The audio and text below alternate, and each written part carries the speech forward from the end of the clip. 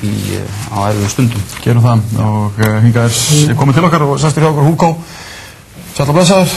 Góðan daginn, sælir. Það umræðefni dagsins í dag. Já, það öryggi barna. Það nú eitt af því sem að foreldrar vilja gjarnan. Það að börn að séu örugg og líði vel og treysti foreldrar sínum og já, og svona þegar að sko fram í líður hvað sem alveg ill og svona birtingaform þess, það til dæmis að börn hafa það öryggi að geta verið svona þegar það hafa aldur og þroska til, geti verið sko ein heima til dæmis, geti beðið meðan að foreldrar skrepp út í búð eða sum foreldrar finnst mikilvægt að geta sofið í sínu herbergi og svona, já, hafi svona eitthvað innra öryggi og traust á kringustæðum og fjölskyldun og heimilinu. Og ég hef stundum, eins og kannski við höfum oft nefnt hérna í þessu þáttum að þá veist mér eins og foreldrar geri eitt en vilji annað. Það svona þeir vilja, ég held að allir foreldrar vilji þetta. En svo horfum maður á aðferðna sem eru notaðir þegar að sko einhver klemma verður, einhver kreppa og þá nú meina ekki alvarlegt. Heldur bara sjáum til dæmis þegar að foreldrar út að labba með litlu barni og hérna að labba einhver ákveðna leik og það bara svona göngutúru eitthvað, þau eru að fara í þessa átt og svo vill barnið ekki sko labba lengur, það vill láta bera sig, það vill fara í hina áttina eða neita svona að fylgja foreldrunum. Hvað gera foreldrar þá?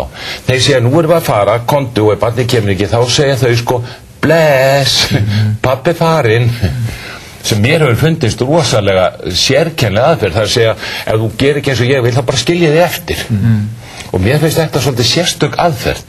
Við höfum, hérna í gamla daga, þá var náttúrulega börn alveg upp, einhver börn, allavega, ég ætla nú ekki að fullera það mikið, með grílum, með fórinum og tröllum, sem myndi taka þau ef hérna þau hegðuðu sér ekki vel. Þau voru alveg upp til að gegna, sko, með hræðslu.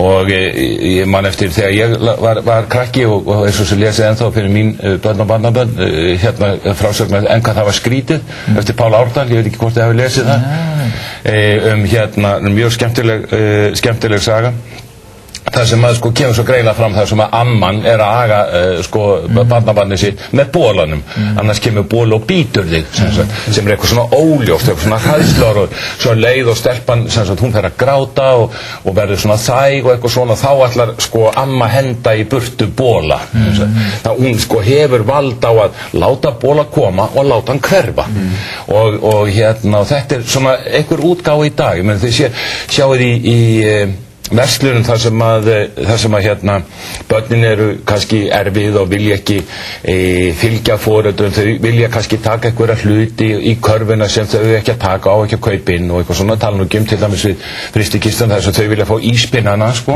og velja ísinn og þá heyrir maður, svona þetta er bara svona ég heyri og þið heyri á það líka foreldrar segja sko ef þú hættur þessi ekki að þá skilji þið bara eftir hérna ég veist að hvað kaupmaður að gera við allir þessi börnir lókun hvernig dettur þeim í hug að kaupmaður langi til að hafa einhvern fjölda barna hérna hjá frystikistunum og íspinnunum sem sagt við lókun og hvað hann að gera við þau En ég segi, sko, þú búið að það fyrir ekki Já, nei, sko, aðferðin þetta með að skapa svolítið ótta skapa svolítið ógn, skapa svolítið sko, þú verður einn í heiminum foreldrar að fara í leikskóla, barni vill ekki fara í fötin við förum þá bara, þú verður þá bara Tilraun þess að reyna að halda valdið Já, sko, að stjórna með óttanum, með kvíðanum, með aðskilnaðum, með höfnuninni og svona skapa alltaf smá ótta til að barni gegni Við höfum ekki grílu lengur en til að barni gegni. Og mér finnst þetta svo langar foreldrar þegar börn sem að treysta foreldrum, sem að virða þá og gefa þeim þetta öryggi sem við viljum eiga svoleiðis börn, en þegar sko einhverjum kringustæðum að þá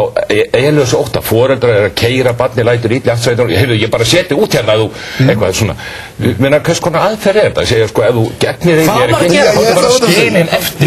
Það er kannski búin að prófa diplomatísku leiðina, skilur að vera rólegur og setjast niður með barninu og tala beint við það, segja, sko ég vil ekki þú láta svona, ég vil þú gerir þetta, beita öllum þessum aðferðum sem þú búin að kenna okkur hérna og það bara virkar ekki. Jú. Nei, ég er að segja, ég ætla að bjóða þér í þessum dag. Það bara virkar ekki. Hvað á það að gera? Þú mátt ekki gefast upp við aðferðunum. Ef þú hefur trú aðferðunum og það virka ekki, þá er það sem ég segi, þá er ekkert aðferðunum, heldur því hvernig þú fer að því að láta það virka. Sorry, ég ætla ekki að... Nei, Já, en ég segi, ef ég er að skera með brauð og það er alltaf skakt skorið, það er ekki hnífnum að kenna. Ég meina, þú veist, það er sögin að kenna því ég saga skakt. Ég kenna alltaf hnífnum. Ég saga skakt. sagt, og það ekki sögin að kenna, einhver annar getur notað hana vel. Það hvernig mér gengur að nota það tæki sem ég hef. Þegar ég með foreldranámskeið þá segir, ef aðferðin ekki að ganga vel, ekki kenna, ekki, sko, þetta strax ég að kenna aðferðunum. Prófaði að verða betri að nota það þarf í þetta þolmæði og það þarf í þetta tíma og það einmitt það sem að foreldrar bara verðast ekki gefa sér. Já, sko, ég segi, það svo auðvelt fyrir manni minni stöðu sem ráðgjafa foreldrar, segi, verið þolinmóð. Ég hef einhvern veginn aldrei getað ráðlagt foreldrar það er einn hluti af því. Hvað á maður að gera meðan maður þolinmóður? Hvað á maður að segja? Hvernig á maður að hlusta?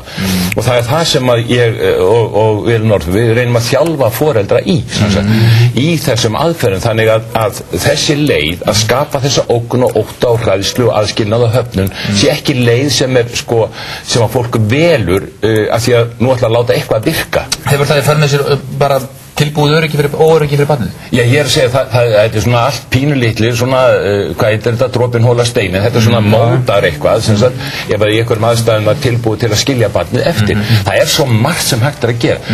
Hlusta, tala áður heldur maður lendur í kringumstæðunum, þú veist, það er ótal aðferð. Heimasíðan er hugo.is og námskeiðin byrja í janúar. Já. Og þar maður geta látið skrá inn á heimasíðuna. Já, senda hugo.is. Já, ég ætla að fara inn á það, ég ætla ekki að segja hvað ég sagði við soninn í BT-búðin í gær. Það var eitthvað mjög svipað og þú varst að segja hérna rétt á það. Mætti halda stundum að þú væri svona á öxlinu á mér. Það eru fréttir eftir smá stund og svo er það Hallur Magnússon, Íbúðalánasjóði og Bubbi